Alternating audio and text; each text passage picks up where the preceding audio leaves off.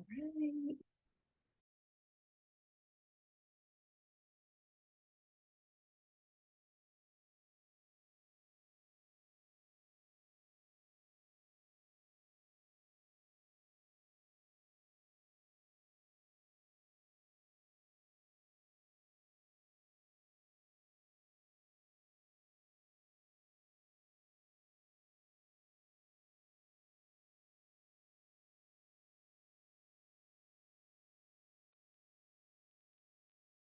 Welcome, everyone. Welcome to everyone who's joining us. We're just letting people in from the waiting room. I'm Heather McMorty, the arts curator here at Creature Conserve, and we will be starting in just about 1 minute so we can make the most of our time.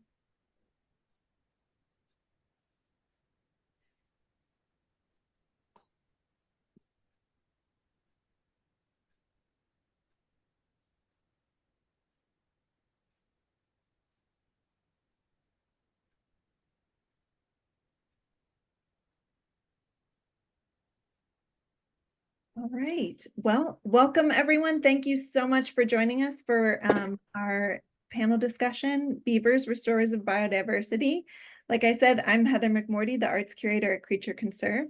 And I'd love to turn it over to Dr. Lucy Spellman to start us off. Yes, well, thanks, Heather, and wonderful to see everybody. I think some folks are still entering the meeting, and there's an amazing panel planned. So we're going to go ahead and start. We are recording this, so we'll be sending that recording to everybody who's here with us. I am Lucy Spellman. Yes, I am the founder and the executive director of Creature Conserve. It's so wonderful to see such a large group of people interested not only in wildlife, but in this idea that we can find new pathways to getting involved in wildlife conservation by combining disciplines, crossing disciplines. And that's what we do at Creature Conserve. I want to just take a moment to say that that is our mission. We are an outreach organization where our goal is to grow a creative community that combines art and science to help grow new pathways for wildlife conservation. And you're about to go down one of these pathways today. Our programs at Creature Conserve consist of scholarships, mentorship, workshops, and then we have our curatorial programs. And you've just briefly met Heather, who runs our curatorial programs. And she also runs our Curatorial Fellow program. And our hostess today, Alexandra Ionesco, is one of our Curatorial Fellows. So Alexandra is going to run the panel today. Really looking forward to it. I want to just end my brief introduction with a land acknowledgement. Creature Conserve is based in Rhode Island. So I do want to acknowledge that we are hosting this panel and this Zoom meeting from the land of the First Peoples of Northeastern North America, including the Narragansett Nation. So I hope you all have a great panel. And Alexandra, it's over to you. Thank you so much, Lucy. Thank you all for joining us today, and thank you for the kind introduction. And thank you to Creature Conserve for this incredible curatorial fellowship opportunity, and to Heather for all her guidance and mentorship throughout the process. It's an honor to have Lorén Spears, Ben Goldfarb, Dr. Emily Fairfax, and Jasmine Gutbrod to talk about the North American beaver, Castor canadensis, the important role they currently play in the regeneration of the earth, but also the role they played in shaping North America's history, geology, ecology, and hydrology. I was particularly struck by a powerful statement in Ben's book, Eager, The Surprising Lives of Beavers and Why They Matter. If trapping out beavers ranked amongst humanity's earliest crimes against nature, bringing them back is a way to pay reparations. These words, to pay reparation, is, I believe, one of the most important work we can do.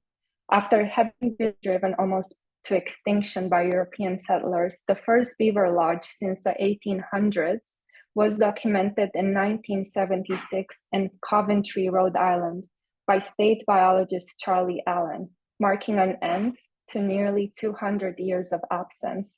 Since then, they've been making a comeback, although they continue to face numerous challenges in coexisting with humans. Their presence deserves our attention. Today, this webinar is about remembering the past while also restoring our relationship with beavers, with the web of life, with the natural cycles of the earth, with one another. It's about the restoration of a relationship that honors and safeguards our planet and cultivates conditions conducive for all life. We'll hear first from Lorén, then Ben, Emily, and Jasmine. I'll share a brief bio of each presenter before they speak. As a reminder, please remember to mute yourselves and use the chat for questions or comments. We'll have a Q&A session at the end, moderated by Heather and myself. And now I would like to invite Lorén Spears to begin our discussion. Lorén is an enrolled Narragansett Tribal citizen and executive director of the Tomaquag Museum. She holds a master's in education and received a Doctor of Humane Letters honoris causa from the University of Rhode Island for her dedicated work. She's an author, artist, and through the Tomaquag Museum shares her cultural knowledge. It is the discovery that Tomaquag translates to beaver in the Narragansett language that inspired me to initiate this webinar, a reminder and remembrance of their importance to the ecology and cosmology of place. And it is such a joy to be here with all of you today. And now I'm inviting Lorén to share her slides and begin the discussion. Hello, everyone. I'm happy to be here with all of you and sharing our thoughts and knowledge that's been passed down regarding Tomaquag or Tomaquag, as we might say it today. So I've written it in the more elongated version, but you see that our museum is named after Tomaquag the beaver. And I even have some images from years ago when our logo was actually the beaver. The problem was people thought it was a beaver museum instead of a Native American museum, which confused folks, but we still have in the top corner our mascot of the beaver that you still can get with our newer logo and ideas, but it's the idea of sustainability and being in balance and working together that's so important around the beaver. And so we have a long history as Indigenous people with the beaver, and as a museum, it's been our mascot and logo and sort of the work ethic, if you will, of our little tiny museum in the middle of nowhere, Exeter, that for many, many years was run just by volunteers, and the energy and unity and work ethic of those people to get to where we are today, over 60 years old as a museum, in the mid 60s, actually. Oops. So I wanted to, something is blocking so there's Tomaquag beaver.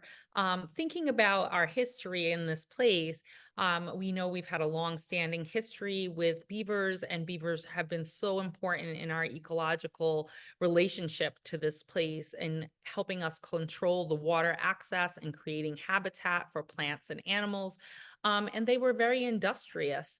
And just as the human beings did different things to control water and land use, the beavers were actually helping us do that by creating those ponds and creating habitat for plants and animals. And Indigenous people have had a long connection and relationship with beavers, using them for food, for clothing, for tools, for knives, for adornment, for game pieces.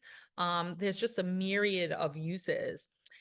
This happens to be a quote here from Roger Williams' Key into the Language of America that Tomaquag did a new edition of a few years ago. But this is from his original quotes. Tomac is a beast of wonder for cutting and pulling great pieces of trees with his teeth. I have often seen fair streams and rivers dammed and stopped up with sticks and earth by them. Upon these dammed up streams, a Tomaquag builds his house with levels where he sits dry in his chambers and goes into the water at his pleasure. And, it just speaks to the industriousness of beavers and the way in which they create their home that's protected and giving those layers, first condos, we like to joke, because, architects create buildings of today and, over our history of humanity from the structures in nature. And when you think about the den of a beaver and the sort of dome shape that it has, it's very similar to our Wetu and our dome-shaped home. And so I think that the beaver teaches us lots of lessons, and in doing so, inspires the people to do the things that they do. I always like that there is an piece in our archive, a paper that actually has beaver tail stew on there. I've seen it with my own eyes, but I could not find it. We have hundreds of thousands of pieces of documentation in our archive, and I could not find it for this particular event, but I have read it with my own eyes since I've been here as the executive director over the last 20 years. But it's really amazing to think about how our ancestors lived in balance, but also respected the beaver and its ingenuity and technologies that it created, and the honor of them to not just harvest, the fur, but to utilize, if you were going to eat the animal, to utilize every part of it, including the tendons and the teeth and the meat and every part of it. And that's something that's part of our cultural knowledge. You honor the animal's life by utilizing it to its fullest capacity so that you're not wasting anything. And that's living in balance in a traditional way of knowing. So, of course, during the colonial era, the use of Tomaquag was no longer in balance. It was more about the fur pelts that were being used for the top hats, also for coats, but mostly the fur wars, if you were for the oil and the fur of the beaver. And there really was a decline in the actual eating of beavers, kind of like how there was this with whaling, there was that same desire for the oil and the baleen, but not necessarily for eating the meat and being in balance with the animal and in balance with the ecosystem, and understanding and respecting the responsibility of that animal and its part of what it does to ensure the sustainability of our ecosystem and our planet. It was done out of balance. And you actually see in this sort of colonial representation drawing that they would actually go out on the ice and then break into the dens of the beavers and, and use them as part of trade. It was like very much a problem because it created a lot of habitat loss. The beavers no longer were damming the rivers, and the rivers start to spread out, and you end up with less water rather than more water. The trapping of beavers really caused like virtual extinction. Into the 1800s, they were almost extinct in this area. I believe Alexandra alluded to that in her introduction. And, there are quotes out there that there were at one time upwards of 400 million beavers in what we consider North America today. And when you think about that, going from that to around maybe 100,000 today, that is an absolute decimation of the beaver population. And it also, changed the way our landscape looks. It changed our systems here, and instead of having the ponds and the spaces for habitat for other plants and animals, it created, meadows and forested areas and agricultural areas and plains, if you will, so that those things became really problematic. One of the, biggest traders, if you will, the fur traders, was Hudson Bay Company, but there were others. And I share also like this map because it reminds people that the French controlled a lot of lands in North America and were very much part of the fur trade and the trade for beavers in particular.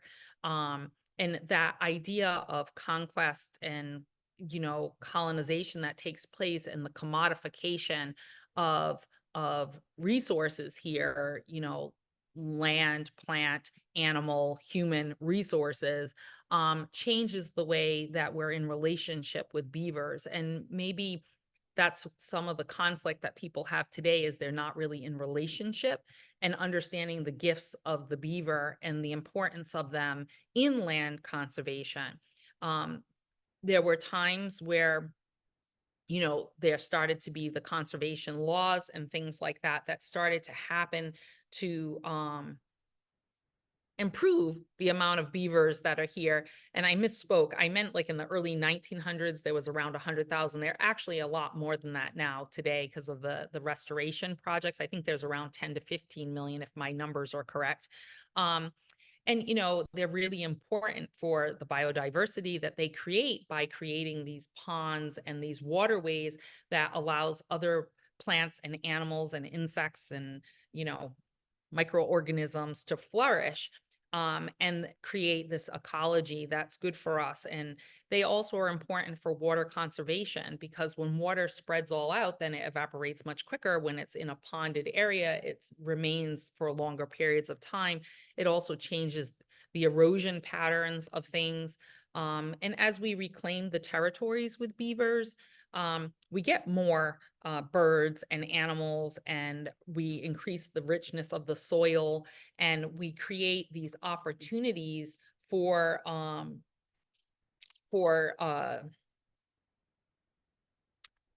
renewed habitat.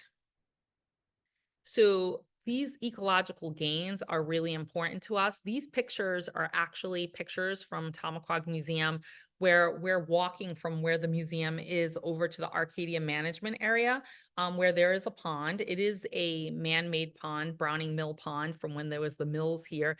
But the beavers are doing their job. They're actually there. If you can look closely in the picture on the left where the kids are standing, there's actually beaver dens blocking the culverts in the dam. And then you can see where the beavers have been chewing down the plants and clearing up our overforested area and kind of opening it up, which on the surface, people will say, well, they're knocking down the trees, and so that's bad. But actually opening up the forest allows new growth to grow. And if anyone's seen the forest lately, it's overgrown. We have a lot of dead plant life there that is just so overgrown, and just too many plants and not enough sun and space for them to grow and to flourish. So beavers very much help us to improve those growth patterns, and allow things to get nutrient rich by the decomposition of plants that are there, as well as to create space for new growth of plants. And so that really is helpful to all the biodiversity that is necessary.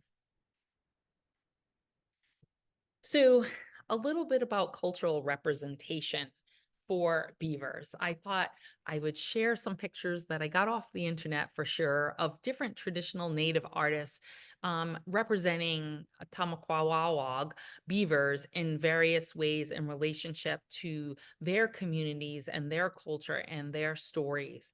And when I say that, I guess I'm saying we instead of there, like all indigenous peoples. There are many stories related to beaver and creation stories. The idea of the animals that we're all in this water world before Sky Daughter comes down to land and populate on the earth. And the different animals, including beaver, are attempting to create a place for Sky Daughter to land. And all of these different water creatures are part of our story and part of our ecosystem and part of our lifeways. Today, in different communities, there are beaver clans. I don't know for certain if the Narragansett had a beaver clan. I still know we speak to Turtle Clan, and we do have some clans, but our clan system isn't as strong as it once was. But certainly beavers were very much part of our ecosystem and very much part of our land management strategies. And these animals were often to teach us stories and mores, because beavers are adaptable, they're resourceful, they're creative, they are innovative, they have wisdom, they're hardworking, they're live in harmony and balance, they're determined, they have teamwork and cooperation and harmony, they are unified, they persevere, they speak to community cooperation, they're industrious and productive, and in essence, they're goal oriented. And so when you think of beavers and indigenous people and their relationship with the land, they needed all of these skills in order to not only survive in this place that we call Nukasaki, Mother Earth, but to thrive in this space for thousands upon thousands of years. And it's the lessons of Tomaquag, amongst other animals in our ecosystem, that teach us the lessons that we need to learn. We learn on how to be in relationship with the water, as well as how to be in relationship with the land. We learn about our responsibilities, and how it takes all of us to do what's necessary to care for Mother Earth and to ensure it's there for next generations that come. It's really important for us to think about the work of the beaver, which creates space for water and putting that water in a way that contains it for you. Because as we know, water is life. Nipana kitiawank. And those things are really important. And so Tomaquag are doing a job to ensure that we have the waters that we need, that which is part of the being giver of life. It's really important that we do that. And the beavers, they are managing forest as well as waters around the ecosystem in which they're in, which is really important to us. And so for us and our communities, this is important how we speak to and share about beavers. So I wanted to just show this picture. This happens to be from a Narragansett artist, and this happens to be a beaver skull that's on a traditional dance stick, you might say, and it's on birch, and that's been gnawed by a beaver, and then has this representation, but it's speaking to the strength and the wisdom and the creativity and the adaptability, but it's also reminding us that we live in balance with these creatures that are important to our ecosystem, and that they're important to our lifeways. We can utilize those amazing teeth as knives and scrapers and tools for woodworking. We can, eat the food and use the fur for our clothing, and, understanding that it's an aquatic animal, so it's resistant to the cold and the wet. All of those things that are part of our traditional ecological knowledge and our ways of knowing that we are one with this animal, and we need to understand that it is doing its job and we need to do our jobs and live in balance and reciprocity with all living things, Nawamini Tonk Natangsawag, all our beloved relations. And when we think of those words, it's not just humanity, it's all living things, the four-legged, the two-legged, those that swim, those that fly, those that creepy crawl, those that we can't even see with our bare eye because we know that they're there and that we are responsible to live in balance and to create the opportunity for us to continue forth into the 21st century, into the next century for our children and our grandchildren and our great-grandchildren. And so, you know, I think it's really amazing that the beavers have made a comeback and that our children can see the work of them. We were kayaking on Wood River and we saw beavers swimming right by where we were kayaking, going into their den. You know, we go by the waterways over here and you see the remnants of the beavers, their dens and their woodworking that they're doing. And it's really important that we have that relationship. You know, I hope there's a day that there's so many beavers that we can be back in relationship and actually try beaver tail stew, something that's in our archive. But, you know, there was such a period of time that the beavers were so decimated that you wouldn't dare as an indigenous person think to eat that food because you want it to be able to come back. And again, that's about living in balance and reciprocity. You don't take when there's the last of something. And so you want to create that opportunity for it to come back into its full growth. And I guess we're on our way because they are much more readily available and visible. And then hopefully we'll find that people will learn how to live in balance with this animal and have understanding of its gifts that it gives to humanity, to not think that it's just a pest, but to understand what it's doing for us. And that if we have that relationship with that animal, that it will be to our benefit and betterment for the earth to be in relationship with this animal and to live in balance with this animal and to not, again, decimate its populations. So I think with that, I am going to pause. I'm sure there's other things that I will think about later when we're doing Q&A, but I think that covers about what I would like to share for today. And I will exit full screen. Did I do that? I don't know. Yes. Thank you so much, Lorén. That was incredible. Thank you for attuning all of us to and remembering, creating remembrance. Our next you're welcome. Our next presenter is Ben Goldfarb. Ben Goldfarb is an environmental journalist and author who wrote an incredible book whose work has appeared in, sorry, that was me trying to write Ben's Goldfarb's bio with my own words, and then I went back to the bio. So Ben Goldfarb is an environmental journalist whose work has appeared in National Geographic, The Atlantic, Smithsonian Magazine, and many other publications. He's the author of Crossings, How Road Ecology is Shaping the Future of Our Planet, named one of the best books of 2023 by the New York Times, and Eager, The Surprising Secret Life of Beavers and Why They Matter, winner of the Penn E.O. Wilson Literary Science Writing Award. He lives in Colorado with his wife Elise and his dog Kit, which is, of course, what you call a baby beaver.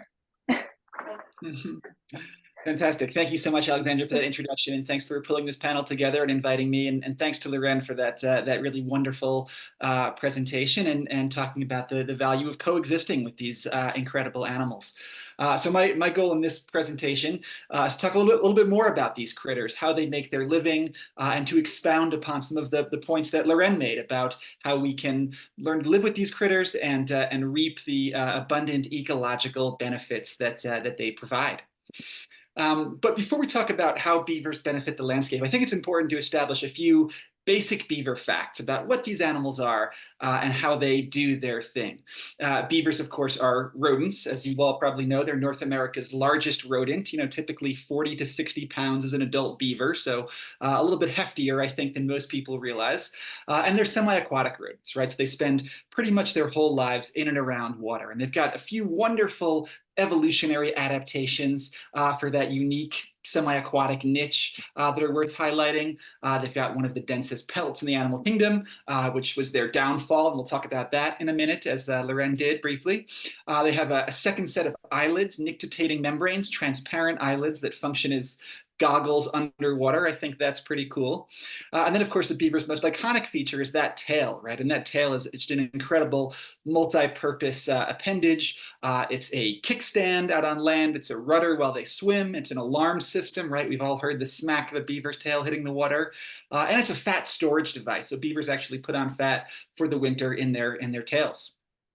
And the other fabulous beaver feature that's worth calling out are their teeth, of course. They have these wonderful self-sharpening incisors, and their teeth are orange, as you can see, which is because they're chemically and structurally fortified with iron that beavers derive from their food. So they have these wonderful, durable, powerful iron teeth, which is very helpful, right, when you spend your whole life cutting down trees.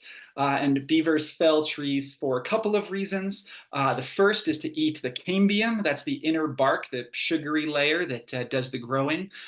Favorite beaver foods, of course, are aspen, willow, cottonwood. Out in the American West, in Colorado, where I live, those are the big three. But they'll take just about any deciduous tree. They do tend to avoid conifers, and they eat lots of green herbaceous material as well. I've seen them basically mow people's lawns. So in addition to cutting down trees to eat that inner bark, they're also using the wood as construction material, right? And there are a couple of basic beaver structures that I'm sure most of us have seen. The first is the beaver lodge. That's the fundamental beaver housing unit.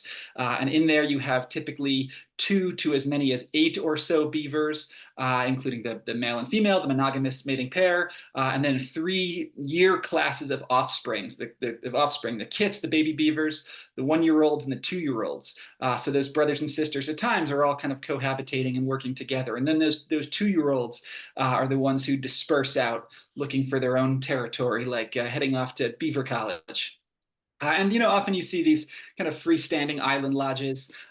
Probably more common are the bank-attached lodges, and sometimes they'll just burrow into riverbanks and live, pretty inconspicuously in the bank, pretty happily. Just because you don't see one of these big island lodges doesn't mean there aren't beavers nearby. And then the other sort of basic beaver structure, of course, is the beaver dam, right? So why do beavers do this? Why do they perform this, this kind of unique, specialized, weird behavior that no animal besides us really does? And, it's really all about safety and shelter, right? A beaver out on land, as one biologist told me once, is a fat, slow, smelly package of meat.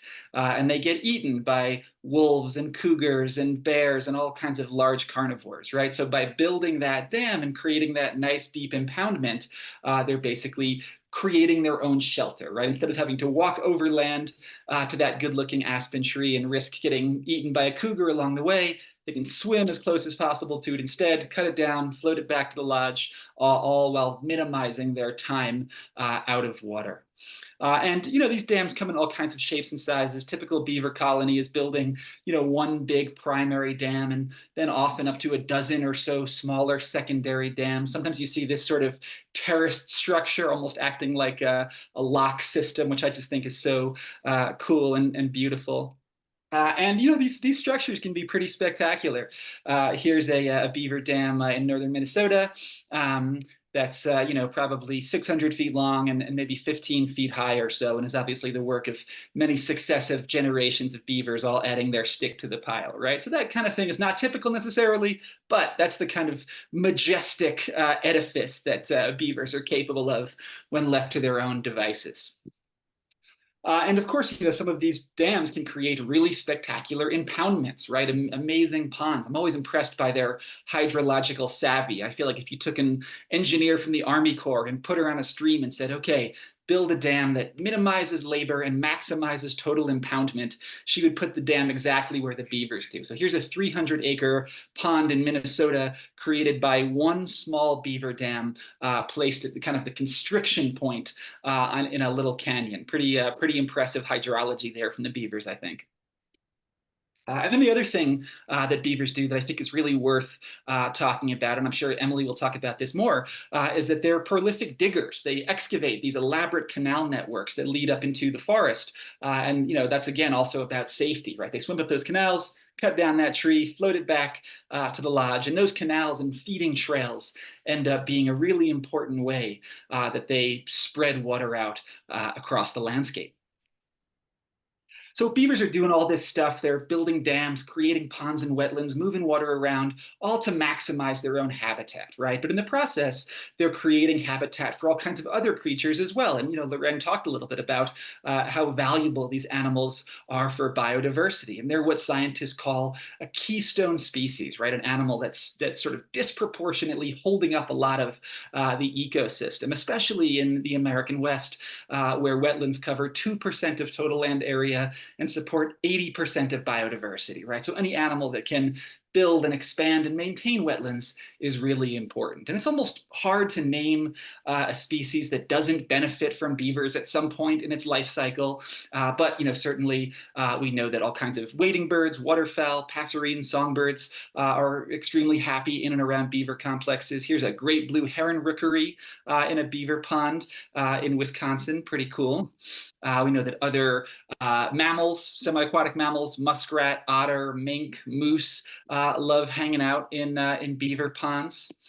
We know that fish are a hugely important beaver beneficiary, right?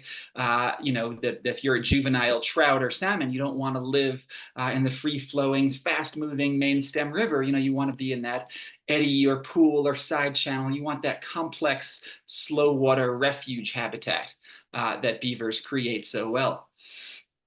One occasional objection you hear from anglers and sometimes fish biologists is, wait a second, aren't we trying to take dams out of rivers right now, not put more dams into rivers? Why would we want this animal that's just going to create fish passage barriers?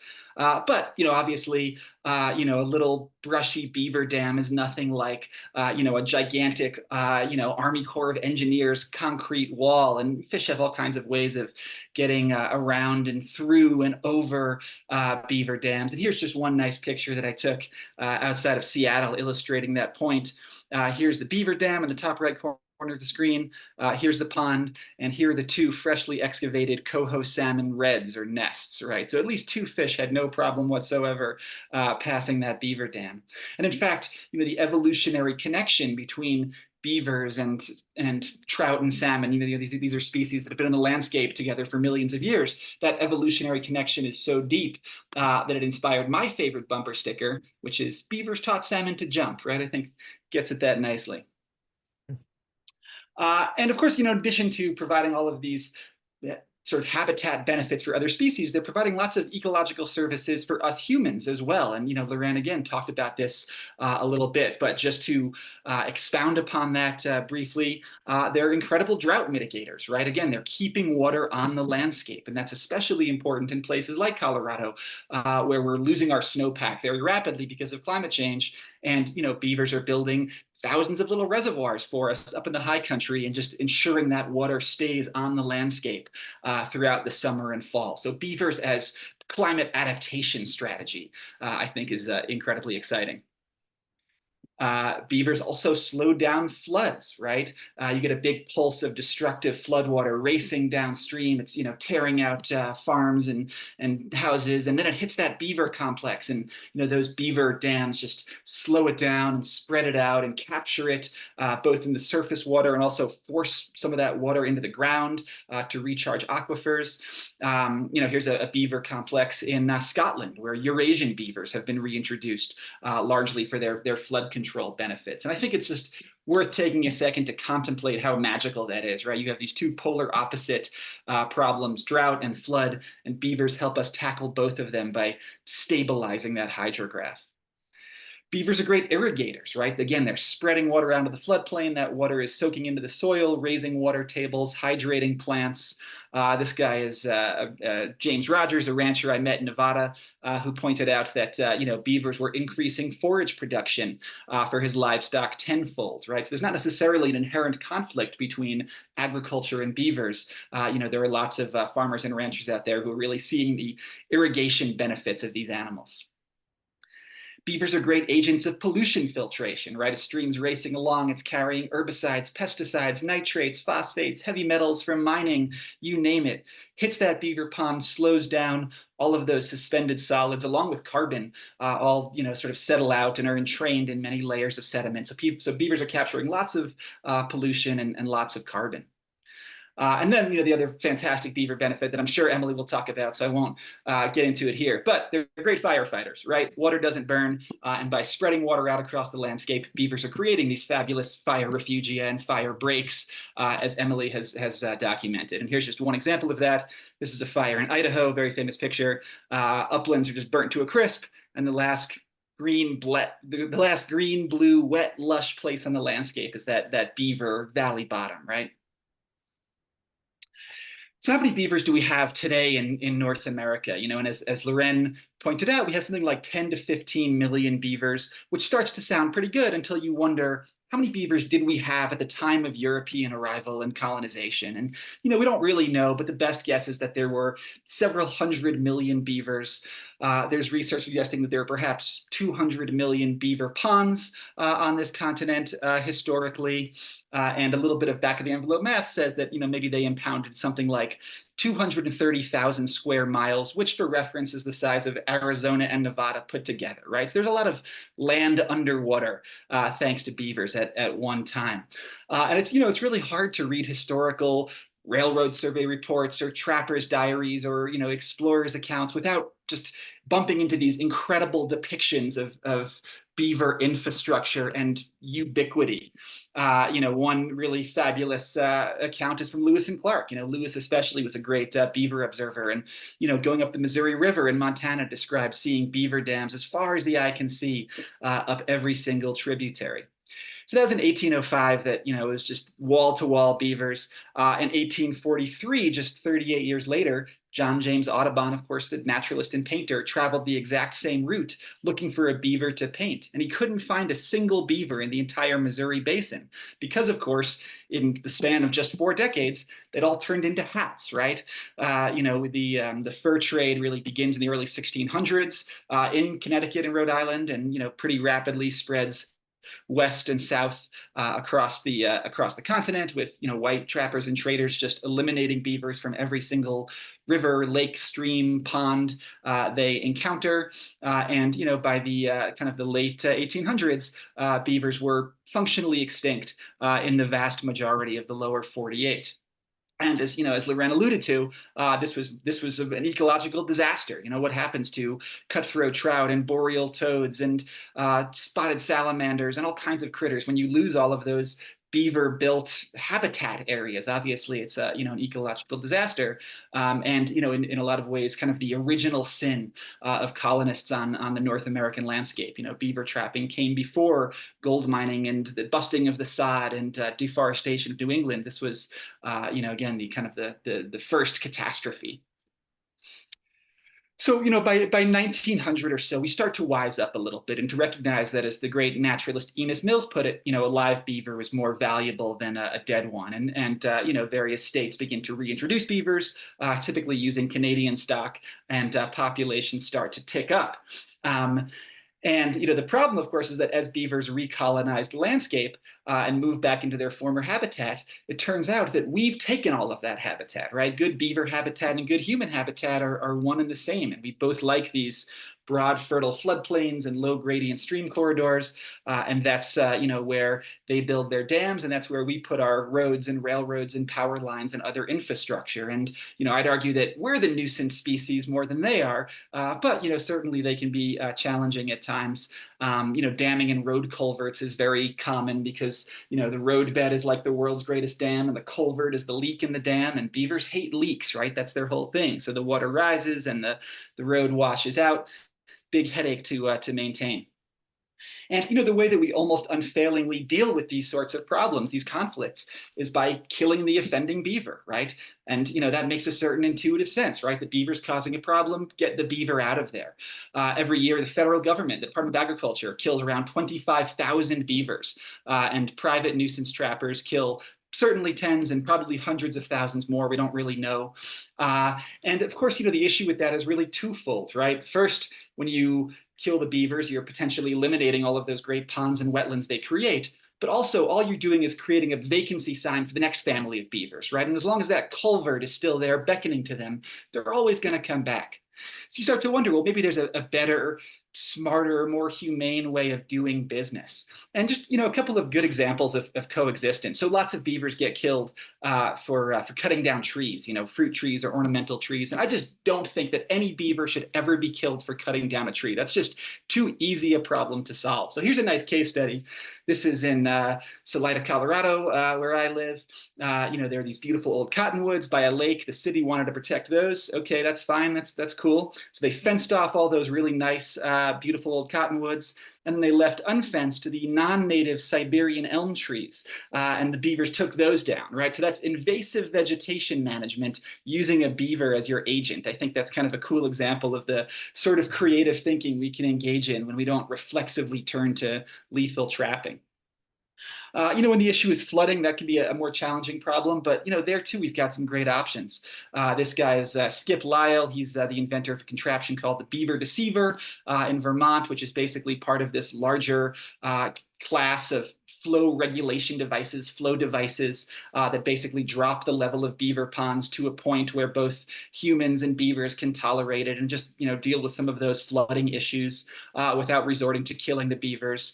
And where Skip's devices have been studied in Virginia, they've basically been found to have an 8-to-1 cost or benefit to cost ratio, right? For every dollar you spend on these beaver deceivers and related devices, we're saving $8 in avoided road maintenance and avoided trapping costs, right? Instead of having to trap beavers every single year, we can put in one of these contraptions and basically set it and forget it, right? And again, maybe not every single situation is perfect for this kind of non-lethal solution, but where these devices have been studied, they've been shown to be 87 to 97% effective. So there's no question that there are thousands of places all over North America where we're currently killing beavers, but could be coexisting with them non-lethally instead. So ultimately, you have to ask yourself, given all of the wonderful benefits that beavers provide, why do we still kill so many of them? Why is our relationship toward these animals so antagonistic? And, I think it ultimately comes down to this process of ecological forgetting or amnesia. We killed several hundred million beavers.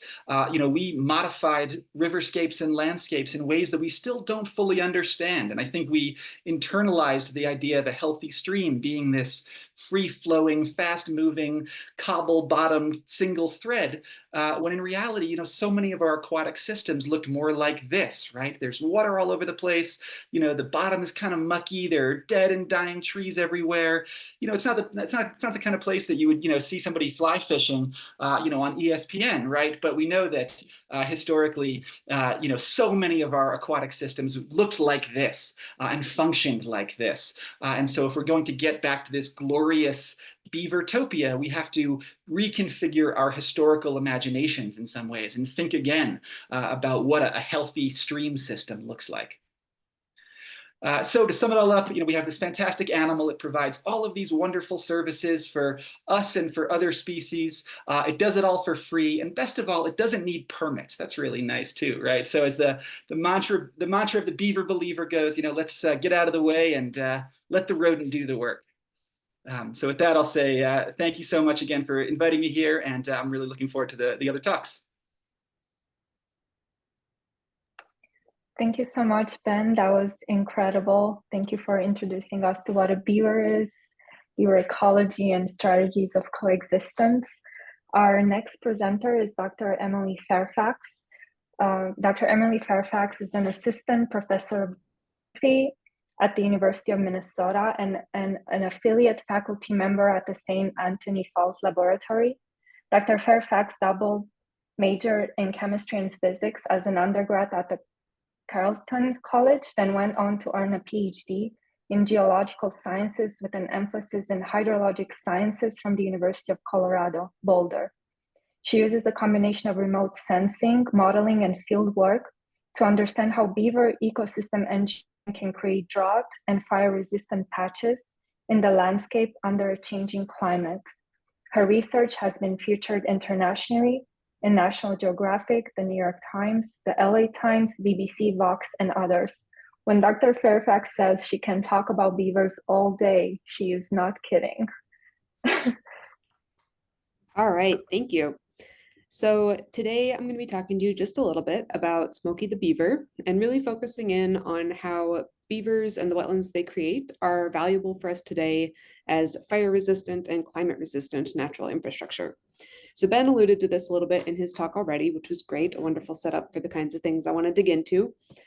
But first I just want to acknowledge that beavers and wildfire are two words that most people probably have not said in a sentence together before, and that's okay. It's not peanut butter and jelly, it's not salt and pepper.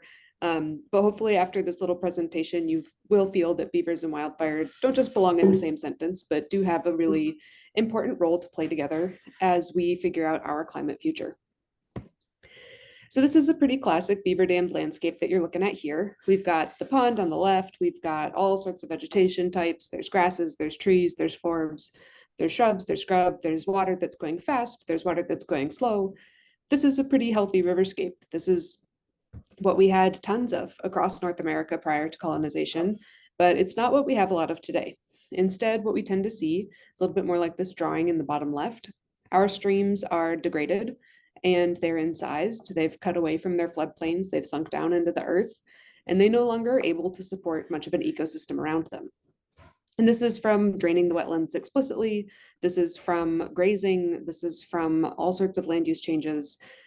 Regardless of what it's from, it's a challenge for us, but it's actually not that big of a challenge for beavers. When beavers see a stream like this, they're like, all right, that's an opportunity. And they go ahead and they start building a dam. Now these beaver dams, I want to emphasize again, these are leaky structures. Water does go through them, over them, around them, under them. It's not little miniature versions of the Hoover Dam like we build out of concrete and rebar. These are natural organic structures that come and go over time. And when those beavers build their dams, it starts to slow that water down, reconnect it back up to the floodplain, and just give it a little bit more time to sink into the soil and to build back up a little bit of a riparian or creekside ecosystem.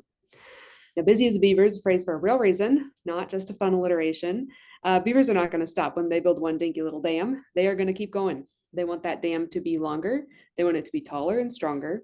They want their beaver dam to be as big as possible because they are semi-aquatic, with emphasis on the aquatic. When they are in the water, they are extremely safe. They're outstanding swimmers. They can hold their breath for about 15 minutes if they have to. Whereas on the land, as Ben mentioned, they're extraordinarily awkward. This is a rodent that can be anywhere from 40 up to 100 pounds.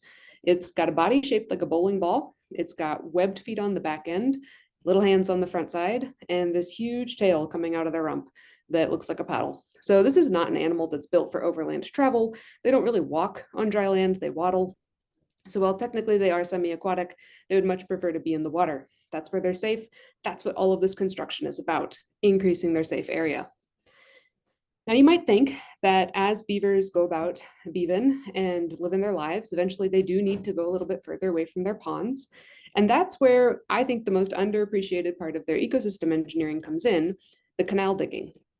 So beavers don't just build dams, they also excavate this network of canals that radiate out from their ponds across the valley bottom, acting like little micro streams. And the beavers like these because it's like a water highway. So if they're out trying to get more food or building material and they feel nervous or threatened, they can jump in their canal and swim home. If they can drag a log into the canal, they can utilize that natural buoyancy of the wood and float it home. So these are really beneficial for the beavers. But these canals are also increasing the beaver's area of influence tenfold. It's not just the pond that's affecting the ecosystem anymore. They've effectively spread water out across the entire valley bottom. They are now controlling a wetland area that can be tens to hundreds of acres big without that many dams. The canals are really doing the heavy lifting here. And it's all of this hydrologic complexity that comes together and is what makes our beaver wetlands so climate resistant. So I'm going to give you a little bit of the state of science on this. So what do we know? What kind of questions do we still have? What do we not know? And I want to start actually back with floods. So beavers and their climate mitigation is all very interlinked, whether that's droughts or floods or fires, but flood is a very convenient place to start talking about it. So we've got our stream without beavers here on the left, and it's simple. There's a little bit of veg around it, but not that much. Compare that to our stream with beavers on the right. The pond is very large and wide. That dam is holding back a decent amount of water. There is still stream going downstream. The canals are going outwards. I want to emphasize that the canals don't just go out laterally, perpendicular to the stream. They also connect upstream to downstream. And this is something that aids in fish passage. It lets those fish that don't really like to go through or over the dam, they can get by. I've also seen in some of my own research on game cameras, we got turtles and frogs and ducks and mice and all sorts of things using these side canals. I once had a camera pointed at a canal and a whole troop of, like, I swear 20 raccoons came through on the canal. So these are also wildlife highways, much like the beaver dam itself is. So we have a ton of complexity here. And when there is a flood event, and that could be from snowmelt, that could be from a big rainstorm, that could be from a breached dam somewhere else, one of our dams maybe, regardless of your source of excess water, when it starts to come down a river or a stream that is simplified and that is not particularly complex, there's too much water for too little space. And what you start to have happen is the flood wave will just rip apart your stream. It's like when you have a fire hose or a normal hose even, and you put your thumb over the top and the water just starts spraying in a very aggressive and very erosive way. But when we have this beaver pond, the flood wave suddenly has space to spread out. And these canals that so effectively move water out onto the valley bottom for the beaver's use also move that flood wave out onto the valley bottom, where it encounters lots of vegetation that slows it down. That's physical roughness, gives it lots of time to sink into the soil in a much larger area than that stream could on its own. And yes, eventually the water does still go downstream. They're not hoarding the water for years and years and years, but it's slower and it's with less power. And so instead of seeing this massive scale of erosion and soil loss and scouring like we do in our streams that don't have beavers and that have become simplified, when those beavers are there, we see water being spread out, slowed down, and stored. And it's that stored and slowed water that is so key when we think about the other disasters being droughts and wildfires. So once again, we've got our stream without beavers on the left, stream with beavers on the right.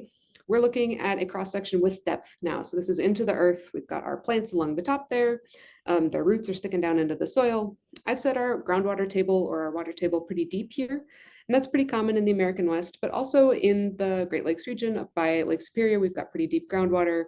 It's not that uncommon continent-wide to have our water table fairly low. When our streams are simple, they don't have a lot of interaction with the soil water system or the shallow groundwater. When we have our beaver pond and then all these little canals acting like microstreams, we have a lot stronger connection. It's like you're stitching these fabrics together, the fabric of the surface water and the fabric of the groundwater. As long as there's rainfall or snowmelt, it doesn't actually matter that much from the plant's perspective if there's beavers there or not. There's plenty of water, everything's healthy and happy, it's fine. But we often are not in a normal wet period anymore. Instead, it's drought. It's drought, drought, drought. Every year we have drought, summer droughts, long-term droughts. It's the word of the century, I swear. And as soon as we enter a drought period, that's where the beavers really start to shine. Because in our stream without beavers, you cut off that infiltrating precipitation, you cut off the rainfall, and suddenly a lot of your plants cannot access water.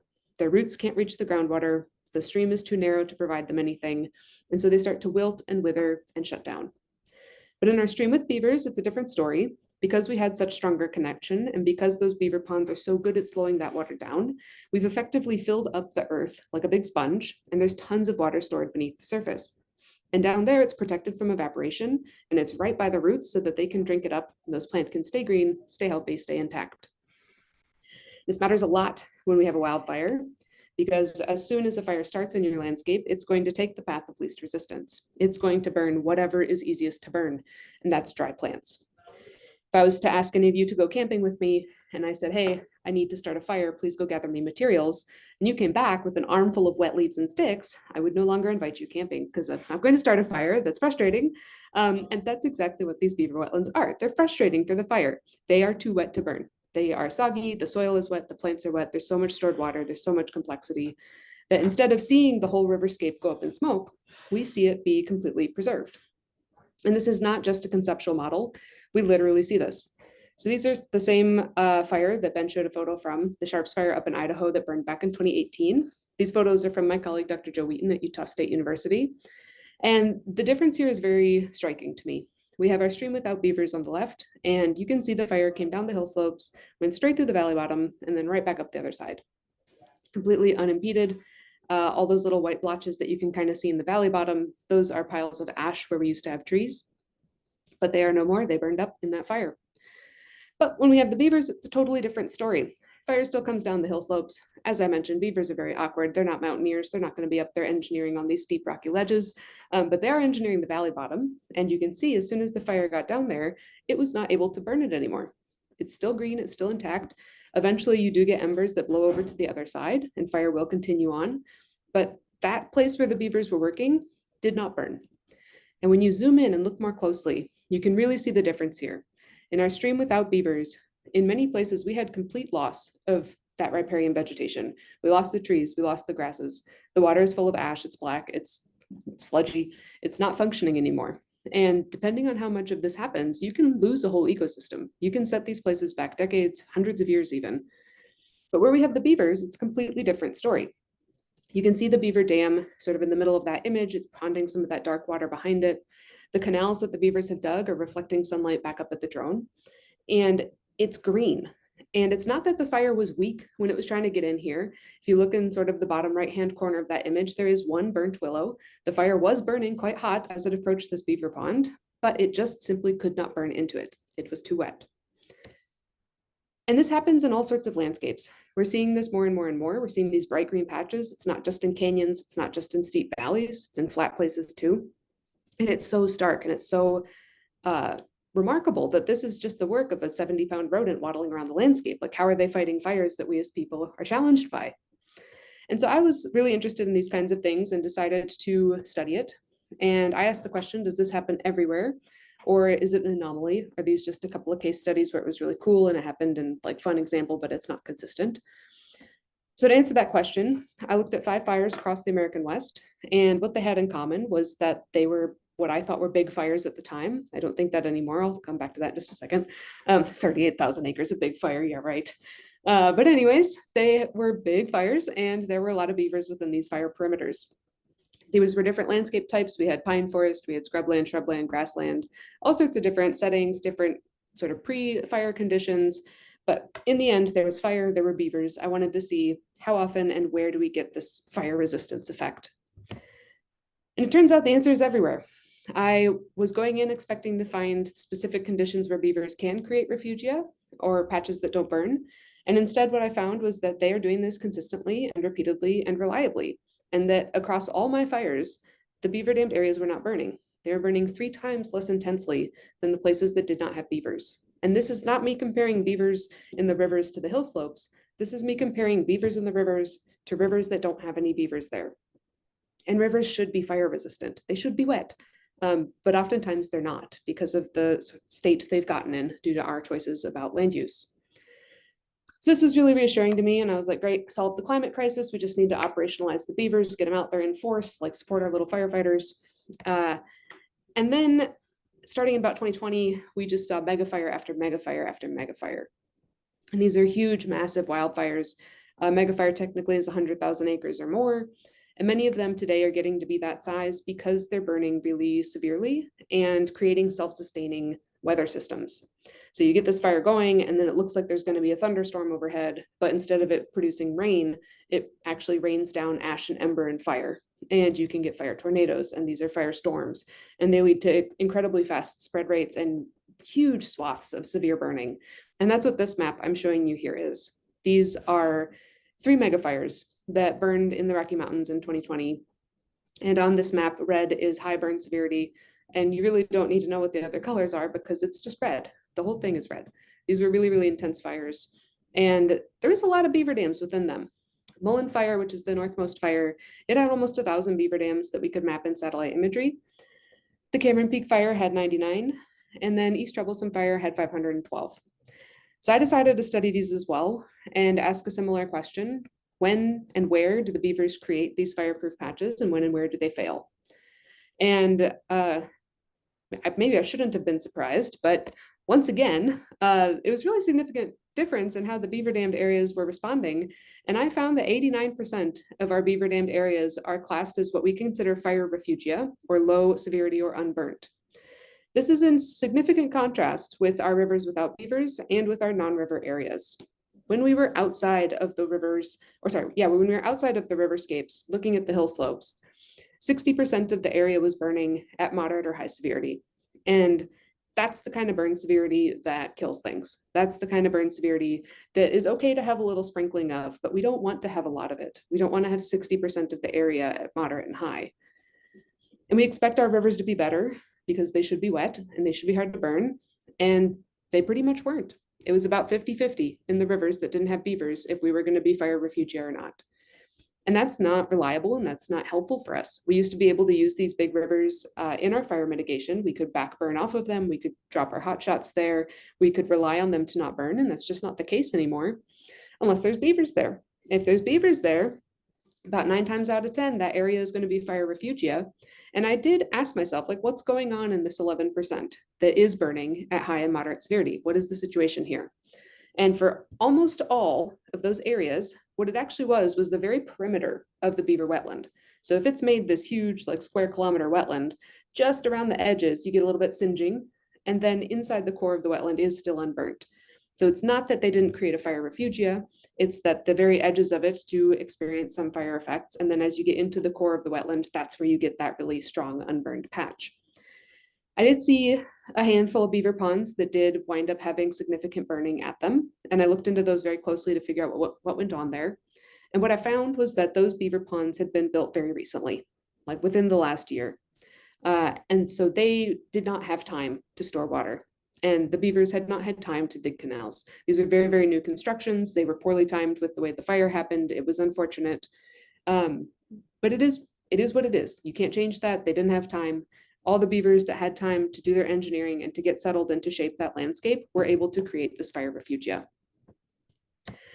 And I have to emphasize that these patches are really important. And they're not just important for the beavers. Obviously they are for the beavers. No beaver's going to outrun a wildfire. Like, come on, we've talked about their body shape and their abilities on land. Like, that's not going to happen for them. But what is going to happen is that within these patches where the beavers can survive, you also have habitat for fish, for frogs, for turtles, for birds, for small mammals, for native plants, for seeds, for grubs, for bacteria. All the different complexities that make up a wetland ecosystem can be preserved here. And this is the view you would have had if you were in a beaver pond during wildfire. You can see the willows are bright green and leafy all around you. They're totally fine. The water is calm and it's cold and it's still blue and clear and reflecting some more of those live, healthy willows. If you could have been there, the fish were jumping and splashing, the bugs were buzzing, the tree frogs were croaking, and just a little bit in the distance, you can see those trees were burnt to an absolute crisp. It was not that this area experienced no fire. It absolutely experienced catastrophic wildfire. And the beavers were not that far from it. This is maybe 30 meters away, where the trees were absolutely burnt from tips to roots. But where the beavers were working, it was safe. And beavers have been doing this kind of engineering for at least 7.5 million years on the North American continent. And a lot of other animals and plants have had 7.5 million years to learn that these are safe places to be during drought, during flood, during fire. And when we lost the beavers, we lost that for ourselves, but we also lost it for a lot of other plants and animals. And so when we think about bringing beavers back and working with beavers, it is important for us as people, but it's also important for the health of the entire ecosystem. Beavers are a keystone species. They do support so much more than themselves. And so I don't understand it personally, but sometimes people don't like beavers. But if they don't, I can probably guarantee you that they like something else that does, in fact, need a beaver pond to thrive. And so I hope you think about this more, and I hope that you're more willing to say the words beavers and climate change and beavers and wildfire in the same sentence, because they are tied together, and maybe they are like our new salt and pepper or peanut butter and jelly. And so I'm always happy to answer questions. I know we have some panel time at the end, so I won't do that right now. But in case we don't get to your questions today, you are always welcome to email me or reach out. I truly can talk about beavers all day. So thank you. Thank you so much, Emily. That was simply extraordinary. And the images are just mind-blowing. Thank you for sharing with us today. Our last presenter is Jasmine Gutbrod. If you saw the that I sent out as part of the flyer and on the website. It was created by Jasmine. Jasmine is an artist, designer, and educator researching the intersections of ecology and culture. At Rhode Island School of Design, she received her bachelor's degree in furniture design and nature culture sustainability studies and her master's in art and design education. Through physical object making, she studies ecological processes and how natural properties influence behavior, often conceptualizing the borders between inside and outside spaces. She sees art and design as valuable tools for community building and empowerment, and innovative education as a pathway for those tools. Jasmine was recently an artist in residence at Flathead Lake Biological Station in Montana and is a curriculum designer for wildlife. Thank you, Alex, and thanks to all of the other wonderful presenters. I'm learning so much. I'll just share my screen real quick. So as Alex mentioned, my name is Jasmine Gutbrod. I'm an environmental artist and educator working in Providence. And I work with different materials and creative mediums to explore ecological relationships and help others explore their own environments. But I'm here to talk about the exciting topic of beavers in urban environments, specifically in Providence, and the wildlife discoveries of school-aged children in the city. But before we get to Providence, I'd like to look at a place one would expect to find beavers, which is a healthy pond in the middle of a thriving forest.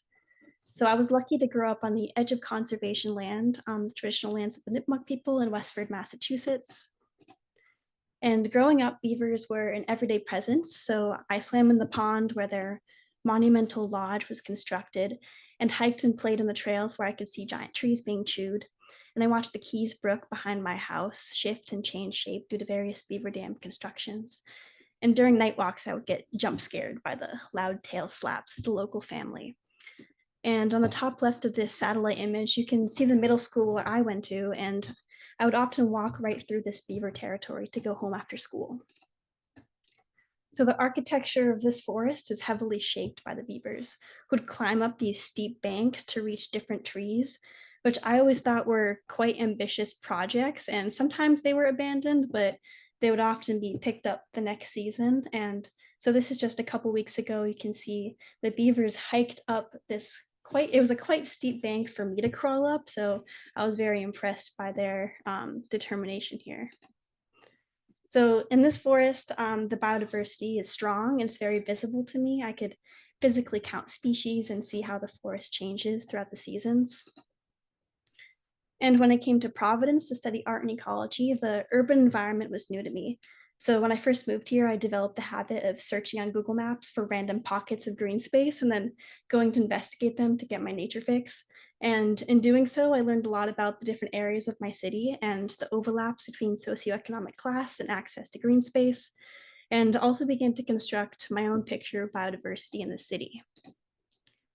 So enter Wild Lives, which is a project I've been working on to help young people connect to the natural world. Our small team of educators and naturalists collaborates with local schools and libraries to teach kids how to use trail cameras in their own backyards. So we designed curriculum modules to combine art, design, and field biology as an interdisciplinary approach to connecting young people to nature. So biologists have tools and techniques they use for finding wild animals, and we make those tools and teach young people how to use them too. So anyone can learn how to look for signs of animals and set up a camera. And when we do this, suddenly animals are everywhere. So one class we taught in spring 2023 centered around a small strip of the West River, which runs right behind Isaac Hopkins Middle School and along Highway Route 146. And during the winter, you can literally see from the schoolyard to the highway. So it's that close together. It's just this narrow channel. And students learn how to recognize signs of animals in nature. And this could be anything from tracks, droppings, burrows, chewed up plants, scratches on trees, animal runs, fur on the ground. And this helps build the mystery around who might be living and moving right under our noses and who's coming out to explore when we humans are not there. And this is where the storytelling begins. So who might be living here too? And on the opposite side of the river, right next to Route 146, deer paths and coyote scat inspired this group of students to put a camera up in the tall phragmites, which I thought was a creative way of positioning this camera. And pretty soon after showing the middle schoolers how to set up trail cameras along the West River behind their schoolyard, we got this footage of a beaver making a scent mound. And they were obviously thrilled to hear the big splat sound that it squirted out.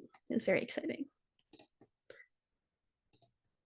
And in the same spot, they found visual evidence of beavers and otters, and also many other animals that I didn't include in the slide, but swimming just 50 yards away from their classroom. So during the day, they're in school in their math and language arts classes, and then 50 yards away, they have all this wildlife. So middle schoolers were able to track footprints and set up cameras to capture footage of even our most shy wildlife right behind their school in a dense urban environment. So on our left, we have our American mink and another river otter on the right.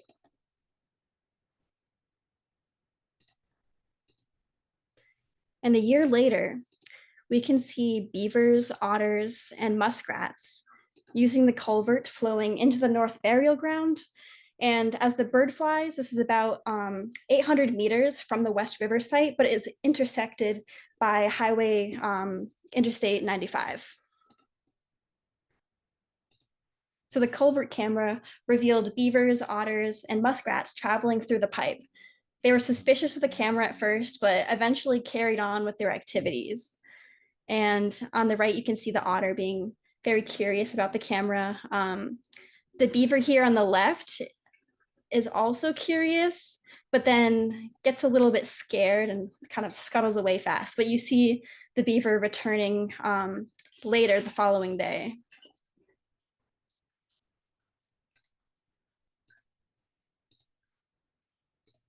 So these are just a select few from the database of trail camera footage that young people have collected around Providence. Many sites have hundreds of videos capturing animal behavior and interactions in the most unexpected places. So animals are everywhere. Pictured here are just a small sampling of wildlife that the kids discovered, all within a 15-minute walk over 1 year. Video footage from the cameras placed by kids display a wide range of species.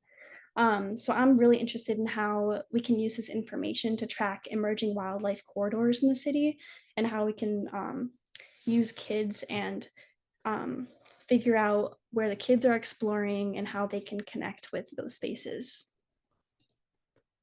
And one way we encourage students to conceptualize the information they observe outside is by creating a large-scale collaborative map of their area.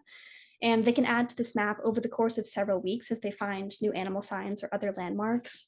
And in this way, they're able to see how each species is interconnected with the ecosystem that they themselves share.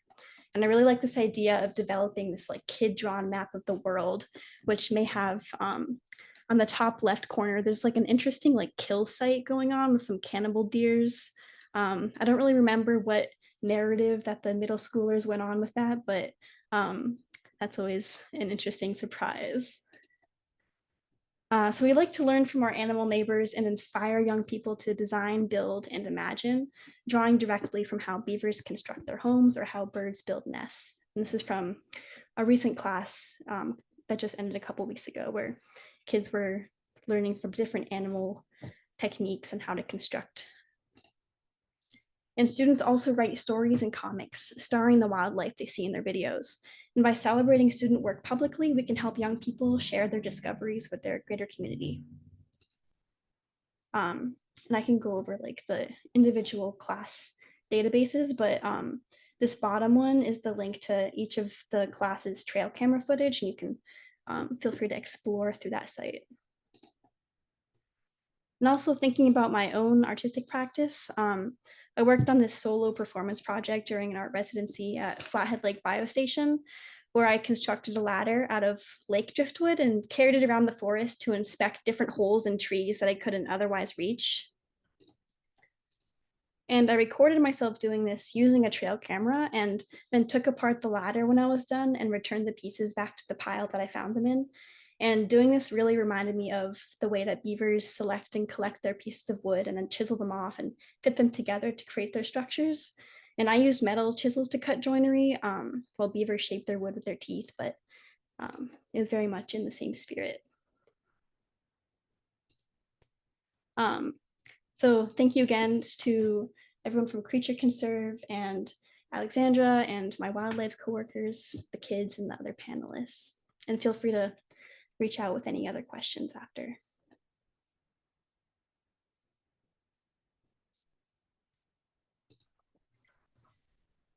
Thank you so much, Jasmine. That was so beautiful. And I've been obsessed with wildlife ever since you started it, because I think it teaches us so many important lessons about the animals living around us, while also educating children and inspiring them to create stories. So thank you for that. I think right now we have about 10 minutes for questions.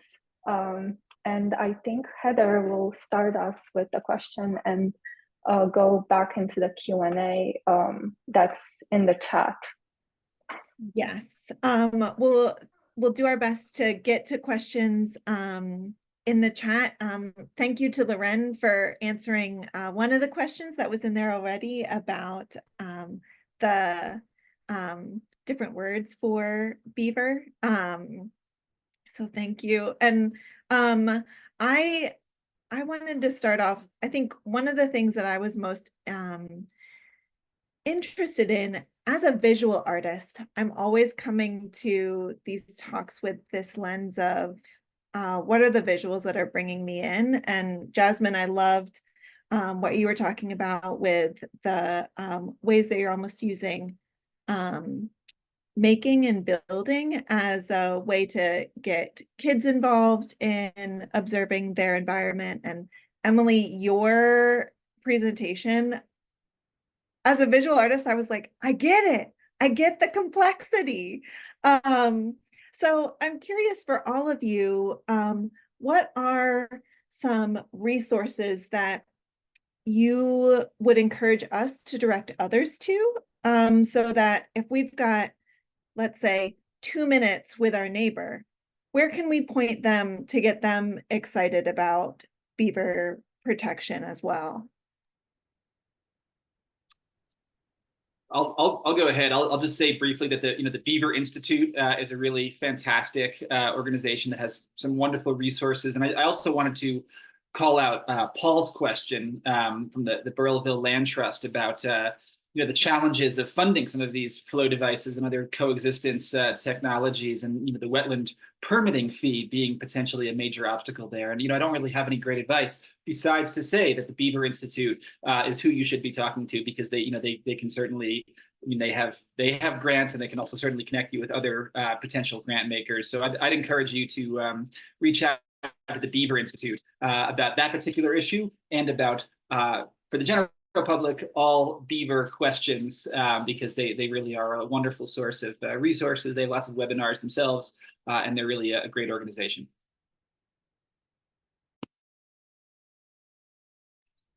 I would also jump in and say that there's some really good short videos that have been produced, especially by PBS, about beavers and some of their benefits. And so a lot of these are on YouTube, and you can find them just searching like beavers climate change, beavers drought, beavers fire, and they have lots of very striking visuals in them, and they're quick and they're designed to be easily digestible. So I find them to be very useful for somebody who doesn't necessarily have time or capacity to navigate content on their own, but you just want to give them something to feel excited about.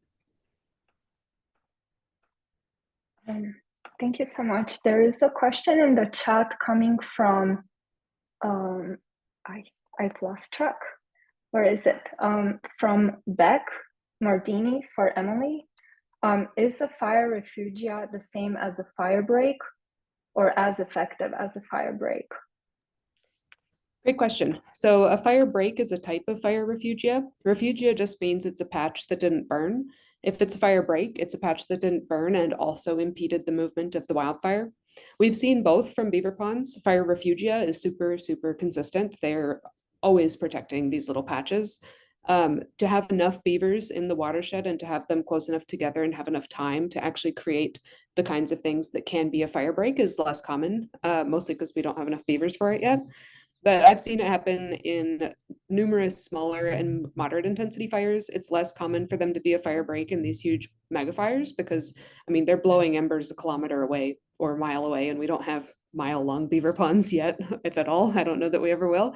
And so that's like the fire's beyond being stopped by them at that point. But those refugia patches, even if they don't stop the fire, they protect enough things that they're still definitely worth their weight in gold.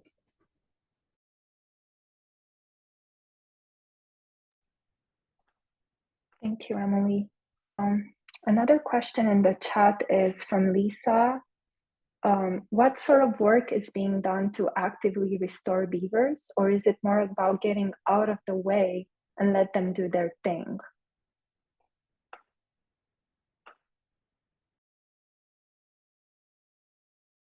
I can hop back in. Both. So there are places where the landscape is in very poor condition and there are not beavers there anymore and they can't get there. They're crossing highways, they're trying to get past human-built dams, and in those places especially, we've got to help them out and either kickstart that restoration process for them, remove barriers that are in their way, or in some cases it's necessary to physically move beavers back into watersheds, get them past sort of this beaver inaccessible landscape that we've created. But a lot of times once they're there, we do kind of just got to get out of their way. And that doesn't mean like don't interact with them. And that doesn't mean don't go visit the beaver ponds or make them part of your daily walks or anything like that. What it means is we need to give them control of those pieces of the land. Like a lot of folks really struggle to want to optimize what the beavers are doing, but humans have been building dams for several thousand years and beavers have been building them for several million years. So if anything, we should be there listening and learning to the beavers and trying to understand why they're so successful instead of going in and being like, actually, beaver, you should have built your dam over here, and then trying to reconstruct it for them because they don't need that from us. They need us to respect them. Thank you so much, Emily. I actually had a question for that emerged for me while I was listening also to Ben and Lorén. I think Ben called it an ecological amnesia. And that truly resonated with me. And I was wondering if you have any thoughts about how we can cultivate this remembrance, or what are the best ways to cultivate remembrance of, North America's sponge with 500 million beavers, although it would be very difficult for us to return to that state given all the urbanization, etc. But how can we cultivate this remembrance? I think Lorén will probably have a lot more thoughts on this one than I do. I would say in my own experience, it's just talk about them and make them not mysterious and make it not this like, oh, wow, a beaver, we've never had these before. It's like, wow, welcome back, beaver. Not welcome here for the first time, welcome back. But I'll turn it over to Lorén for more on that. Yeah, I was just thinking the same thing. It's all about education and understanding. And I think the idea, I mean, this has been such a great presentation and everyone on the panel has had such insightful things. And I think it's just not known knowledge that, oh, it's a beaver and it gnaws down trees, not understanding what it actually is doing for humanity, but for the ecosystem as a whole, for all the animals, all the plants, creating the systems and structures that, I mean, to think about that from the context of firefighting is just amazing to hear and to think about. And I don't think people know this. And, so it's great that we have this panel today to open people's eyes and spread this knowledge. But every one of us on this learned something new from a different perspective today that broadens our full understanding of the contributions of beavers. And I think, when we think about the idea of reciprocity and living in balance, that comes full circle when you think about all of the things that have been shared today and the importance of beavers. It just shows the need that every living creature, every part of this earth has a purpose and a role that is responsible. And if we all do what is our role and responsibility, we ensure that this earth is there for the next generations that come. And that's how I look at it from sort of an indigenous ideological lens, that something that we're taught all the time, that what we do today is supposed to impact 7 generations out. Well, we've had 7 generations of negative impact. How can we turn that around and have the next 7 generations of positive impact and change the tide of the destruction of the earth, you know, whether it's with wildfires or floods or things like that. If the beavers are what is part of the natural order to ensure the sustainability of this planet, we should understand that and educate people about that, and to encourage young people. Like, I loved watching the videos of what the young people were seeing, because young people, they're much more receptive to change as a rule. And so they're willing to teach their parents, and the parents and the grandparents come along because the young people learn these new things. So 100% I would go with education in every format that we can possibly come up with to share with this with others. So thank you.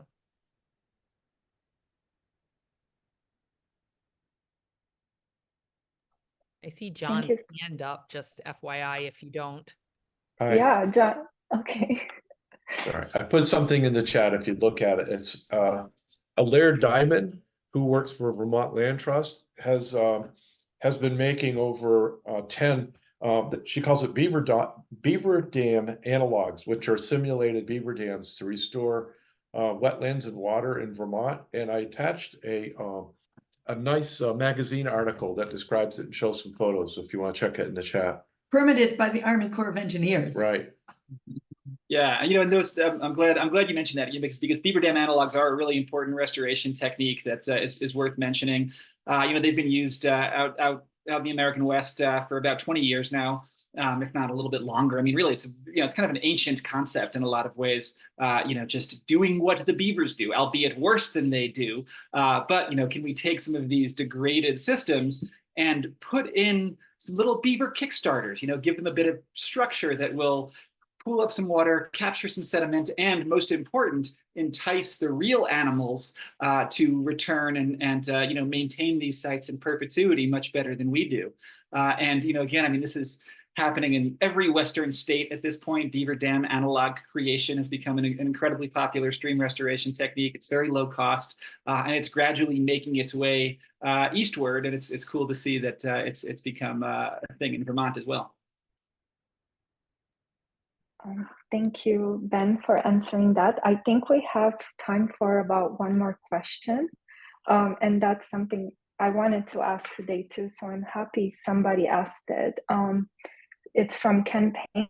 I'm a Rhode Island environmentalist who is deeply involved in public policy development.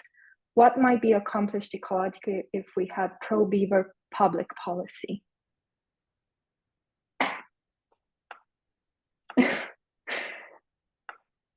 Or how, I guess, yeah, how can we interfere in what wouldn't policy be changes? accomplished? If you've got a problem, there's a beaver for that. That's another good bumper sticker that I've seen. I mean, a lot would be accomplished ecologically. This is critical habitat for a lot of species that we don't fully understand or appreciate what they do in the ecosystem. Like, there's pollinators, there's other keystone species, there's culturally important species, there's economically important species. The degradation of riverscapes affects something like 80% of terrestrial organisms, and beavers can help with that. So ecologically, like, it's just this incredible cascade of benefits. And we're already seeing it in some places. Like, there's examples of these places where beavers have been brought back, and you see strong recovery in salmonids, you see strong recovery of waterfowl. That it's there. You just got to look for it and shine a big old spotlight on it and be like, see, look at all these things we can get if we do it too. Yeah, I think a good related question is, okay, what does good public policy for beavers look like? What should we be doing for these animals? And you know, there are all kinds of different options, from sort of liberalizing relocation, to closing certain sensitive streams to recreational trapping. But ultimately, I feel like the most important thing we can do is just not kill them every time they cause some kind of conflict, right? And so, can we incentivize coexistence rather than lethal removal, so that groups like Paul's, can install those flow devices that we know work really well? And I'll just call out a piece of federal legislation that exists and will hopefully be introduced, which is I forget what it stands for. I think it's called the Dams for Beavers Act. It's one of those dumb, Washington backronym bills. I think it's like developing alternative mitigation systems for beavers that would actually provide federal funding and support for non-lethal coexistence. And so, I think that sort of policy at both the state and federal level, and some nonprofits like Defenders of Wildlife have done some of that work as well. Can we provide landowners and land trusts and other stakeholder groups funding to make non-lethal coexistence the first option rather than lethal management, which is how it works right now. So let's just live with these critters, and they'll provide all of the wonderful benefits that Emily's talking about. Yeah. Thank you so much, everyone. I'm so grateful for your presence and everything you've taught us today. And I'm so happy that these dialogues and your knowledge will be activated throughout our community moving forward. And I'm so excited to continue the dialogue, especially here in Rhode Island. I will be facilitating a Read, Reflect, Create Club every Tuesday in July, where we'll be reading a reading about beavers, and then we'll engage in a prompt, and then for art making, poetry writing, can be anything, and then we'll engage in reflective conversations. If everyone is interested, the link to sign up is on the website. Thank you so much for being here today. I have a quote from Ben's book that I want to read as a closing. So I'm just going to read that. And thank you so much for being here today and for sharing your knowledge with us. So, even acknowledging that beavers store water and sustain other creatures is insufficient, because the truth is that beavers are nothing less than continental scale forces of nature, in large part responsible for sculpting the land upon which Americans built our towns and raised our food. Beavers shaped North America's ecosystems, its human history, its geology. They whittled our world, and they could again. If that is, we treat them as allies instead of adversaries. Our future must be as entwined with beavers as our past has been, and yet we must completely reverse the nature of our relationship. They will build it if we let them come.